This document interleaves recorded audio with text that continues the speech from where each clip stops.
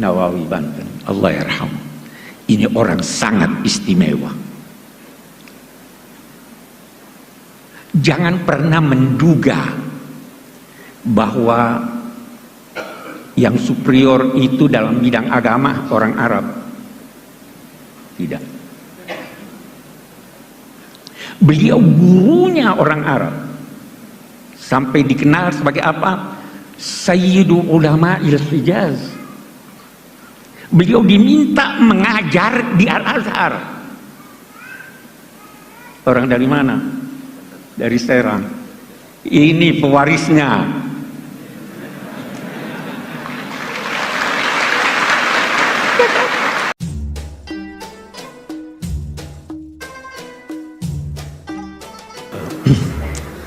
Bismillahirrahmanirrahim. Bapak Rektor, bapak-bapak, ibu-ibu, saudara-saudara sekalian, Assalamualaikum warahmatullahi wabarakatuh.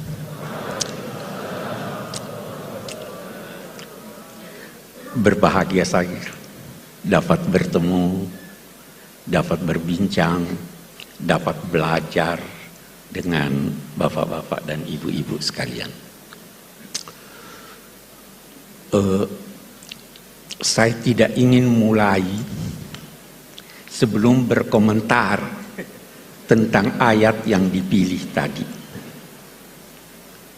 Tadi dibacakan, wa ma Muhammadun illa rasul qad khalat min qablihi rusul afa in mata aw qutila qalabtum ala aqabikum wa may yanqalib ala aqibaihi fala yadhurrullaha syai'a. Ayat ini pelajaran buat kita. Ayat ini turun setelah perang Uhud. Sebahagian sahabat Nabi meninggalkan medan perang. Bahkan diduga ada yang goncang imannya sehingga meninggalkan Islam. Turun ayat ini. Ada satu penafsiran yang saya anggap baik sekali dari seorang pemikir Aljazair, Malik bin Nabi. Beliau berkata, ayat ini pelajaran buat kita semua, bahwa jangan menilai baik buruknya sesuatu dengan mengaitkannya pada sosok yang mengucapkannya. Sahabat-sahabat yang meninggalkan medan perang dan yang boleh jadi meninggalkan Islam itu karena mereka terkagum-kagum pada Nabi pada saat hidupnya, dan begitu tersebar bahwa beliau wafat, beliau meninggalkan. Ini karena mereka mengaitkan kebenaran dengan sosok manusia. Jangan pernah menilai baik buruknya sesuatu karena ada materi. Jangan pernah mengaitkan baik buruknya sesuatu karena ini diucapkan oleh profesor ini, itu, dan sebagainya. Nilailah baik buruknya sesuatu itu dari idenya, bukan dari orangnya, walaupun itu diucapkan oleh Nabi Muhammad SAW, selama ucapan itu bersumber dari pribadi beliau, bukan dari Allah Subhanahu wa Ta'ala. Karena itu sebagian sahabat Nabi, kalau Nabi berucap itu bertanya, ahada ra'yun am huwa wahyun, apa ini pendapat pribadimu atau ini wahyu? Kalau wahyu sami'na wa ata'na. Tapi kalau pribadi Nabi, boleh jadi beliau keliru. Nah, ini saya kira pilihan yang baik untuk mengingatkan kita dan untuk menjadikan kita ketika menilai atau membaca tafsir-tafsir dari siapapun, termasuk orang-orang yang kita kagumi, jadikanlah kebenaran, baik atau buruknya sesuatu itu berdasarkan ide yang disampaikan. Itu yang pertama. Nah, tafsir karya ulama Indonesia cukup banyak, tetapi tidak banyak yang komplit 30 juz. Itu satu. Dan tidak banyak juga yang dalam bahasa Melayu atau bahasa Indonesia. Turjumanul Mustafid karya Abdul Rauf Singkil, Allah yarhamu, itu dinilai sebagai kitab tafsir berbahasa Melayu pertama yang komplit. Walaupun perbedaan pendapat ada. Itu dinilai, ada yang menilainya terjemahan dari tafsir Al-Baydawi. Snokor-Holonyo berpendapat begitu. Tetapi tafsir Al-Baydawi panjang ini tidak pendek, sehingga ada yang menilai bahwa itu adalah terjemahan dari tafsir Al-Jalalain. Betapapun saya tidak ingin masuk kepada ini terjemahan atau bukan, tetapi yang jelas bahwa beliau perintis penafsiran Al-Quran dalam bahasa Indonesia. Kita ingin ini kembali. Rintisan ini perlu sekarang. Kalau kita mau cari, siapa yang bisa merintis, menulis tafsir Al-Quran dalam bahasa Inggris? Yang pertama lakukan itu Muhammad Asad, orang Austria yang asalnya Yahudi, tetapi itu Yahudi yang baik, bukan Zionis. Saya bermimpi ketika kita mengenang Syekh Abdul Rauf Singkil yang tafsirnya itu berpengaruh selama 3 abad. Beliau wafat tahun 1690-an. Saya bermimpi ada tafsir yang bisa memperkenalkan Indonesia bahwa ini dalam bahasa Inggris.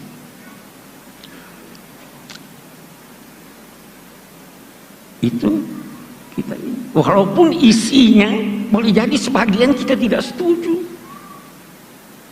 Apalagi kalau kita bicara tafsir Al-Baydawi, ada di tafsir Al-Baydawi. Nah, ini di pesantren-pesantren pasti masih dibaca sekarang ya. Ada di tafsir Al-Baydawi dikutip hadis la tatara'a narahuma, tidak boleh saling terlihat api yang digunakan memasak antara apinya orang Muslim dan apinya orang Yahudi.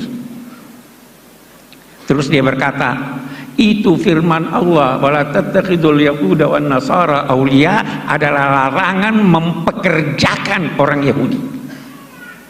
Ini nggak bisa. Itu dibantah sudah oleh ulama-ulama yang lain. Tapi kita berkata itu pada masanya. Pada masa kita situasi telah berbeda. Jadi walaupun kita membaca, kita kritis. Betapapun Syekh Abdul Rauf Singkil adalah perintis yang harus kita hormati dan kita ikuti jejak beliau dalam hal yang benar. Saya pindah. Syekh Nawawi Banten, Allah yarham. Ini orang sangat istimewa. Jangan pernah menduga bahwa yang superior itu dalam bidang agama orang Arab? Tidak. Beliau gurunya orang Arab, sampai dikenal sebagai apa? Sayyidu Ulama'il Hijaz. Beliau diminta mengajar di Al-Azhar. Orang dari mana? Dari Serang. Ini pewarisnya.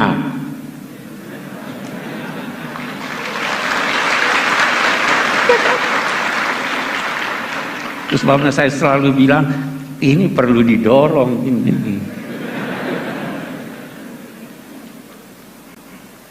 Kenapa Syekh Nawawi mendapat tempat yang begitu besar? Kalau kita baca tafsirnya,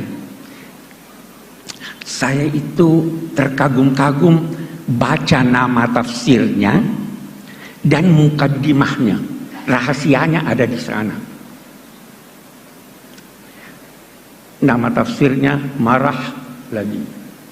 Marah itu atau marah itu tempat istirahat. Labid itu orang yang menetap. Dia merasa beristirahat ketika membaca Al-Quran. Dia menetap di sana, tapi dia bersahabat dengan Al-Quran. Anda mau bersahabat dengan Al-Quran, dia beritahu Anda rahasia-rahasianya. Saya baru tadi cerita soal Al-Ibriz, almarhum ayah sahabat karib saya, Gus Mus. Itu pernah, menurut ulil albab, pernah ada satu orang memimpikan beliau. Itu saya ada tulis di tafsir saya, ada kesalahan, perbaiki. Melalui alam gaib dia kirim kemari pesan. Dan ternyata diperiksa. Itu kenapa? Karena bersahabat dengan Al-Quran. Nah, kita kembali kepada Syekh Nawawi Banten. Di mukaddimahnya beliau berkata, Amarani ba'dul a'izzah an aktubah fi tafsiril Qur'anil Majid. Saya diperintah, bukan diminta. Lihat tawaduknya, rendah hatinya. Saya diperintah oleh orang-orang mulia untuk menulis tafsir Al-Quran. Fataraddadtu zamanan tawilan. Saya ragu. Kenapa ragu, wahai imam? Jangan sampai saya termasuk kelompok orang yang dinyatakan Nabi man fassara al-Qur'ana bi ra'yihi falyatabawwa maqam. Ini orang takut. Tidak gampang-gampang tafsir. Ini sudah alim besar, ini masih takut dia menafsirkan. Memang itu. Allahu nazzala ahsanal hadis kitaban mutasyabihan taqsya'irru minhu juludul ladzina amanu. Baru setelah itu wa tatma'innu qulubuhum. Ya kan? Setelah merasa takut, zamanan, waktu yang panjang, saya nggak bisa, takut saya salah. Terus beliau menulis apa? Maka saya menulis iqtidaan bis salafis salih, mengikuti orang-orang alim sebelum saya. Baru ada hal yang menarik lagi dari mukaddimahnya. Li'anna di kulli zamanin tajdida. Allahu Akbar. Ini tahun berapa itu? Tahun 1890-an barangkali ya. Dia sudah bicara tentang tajdid. Setiap zaman, kenapa dia mau tulis? Saya tulis sekarang karena setiap zaman memerlukan tajdid. Itu di mukaddimahnya. Tajdid itu bukan berarti memberikan sesuatu yang baru, tidak harus baru. Sesuatu yang lama tapi sudah terlupakan, itu tajdid. Kan? Sesuatu yang lama yang perlu tambahan argumentasi walaupun barangnya sama, itu tajdid. Tidak harus selalu yang baru. Sekian banyak pendapat-pendapat ulama lama yang sampai sekarang itu bagus sekali. Apalagi sebagian ulama kita itu punya istilah al-fiqhul iftiradi. Bagaimana kalau begini? Itu bahasanya belum terjadi, mereka sudah bayangkan. Itu berguna buat kita. Nah, ini yang dilakukan oleh Syekh Nawawi.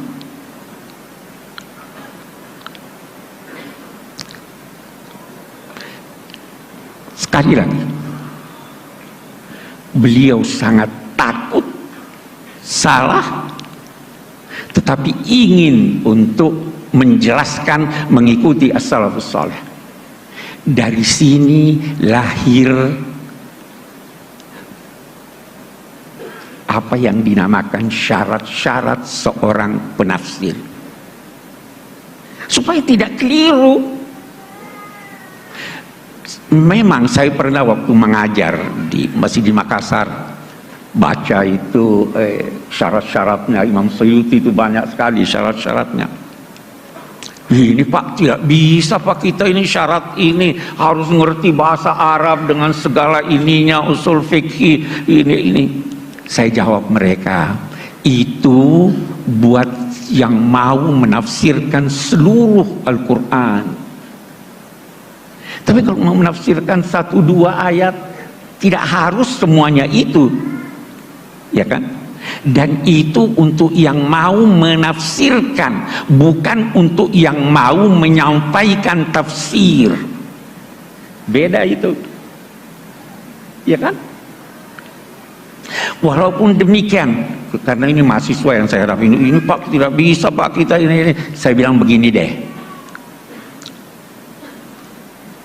kita mari lihat syarat-syarat itu. Imam Suyuti berkata, syarat pertama sahhatul aqidah. Akidahnya harus lurus. Saya bilang, kita ganti aja ini. Bagaimana? Objektivitas. Asal objektif. Tidak harus. Anda boleh mengambil pendapat orientalis, asal dia objektif. Tidak harus sahhatul aqidah. Akidahnya salah. Tapi kalau benar, al-hikmatu dhalatul mu'min. Terus bagaimana ini? Saya bilang tidak usah perhatikan itu. Syarat, hindari saja sebab-sebab kekeliruan. Sebab kekeliruan itu salah satu diantaranya tidak ngerti bahasa Arab.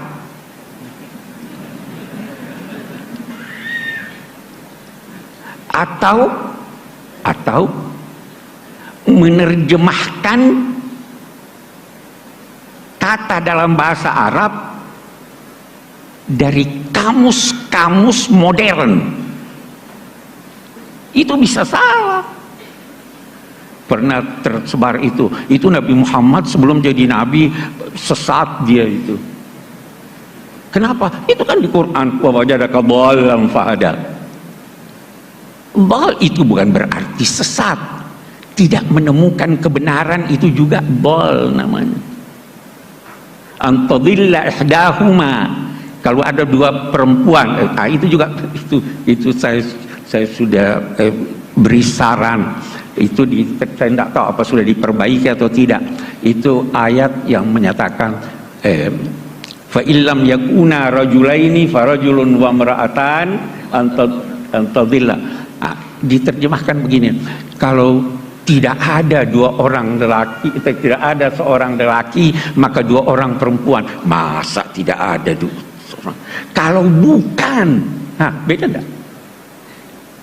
Kalau bukan seorang lelaki, maka dua orang perempuan. Takut jangan sampai salah satu dari perempuan itu lupa, tudillah. Ya kan beda sudah ini. Tidak ngerti bahasa Arab.